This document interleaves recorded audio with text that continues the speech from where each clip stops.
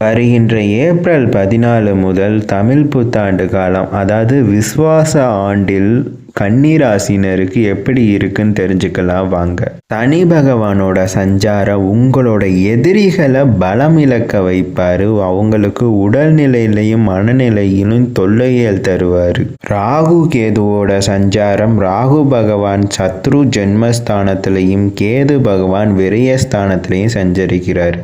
அதனால உங்களோட பணியிடங்கள்ல உங்களுக்கு பிரச்சனைகள் வரும். இருந்தாலும் அதில் அழகா வெற்றிகளை பெறுவீங்க. தொழில் செய்பவர்களுக்கு ஏற்றுமதி இறக்குமதி தொழிலில் சிறந்து விளங்குவீங்க. பணியாளர்களாக இருப்பவர்கள் திறமையை காமித்து உங்களோட மூத்த அதிகாரிகளோட பாராட்டினை பெறுவீர்கள். மாணவர்கள் கல்வியில் சிறந்து விளங்குவார்கள்.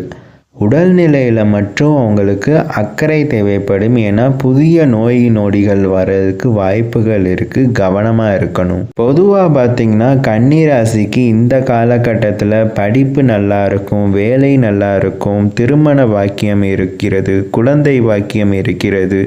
ஆனால் உடல்நிலையில் மட்டும் நீங்கள் அக்கறையோடு இருக்கணும். ஏன்னா புதிய நோய்கள் நொடிகள் வர்றதுக்கு வாய்ப்புகள் இருக்கிறது.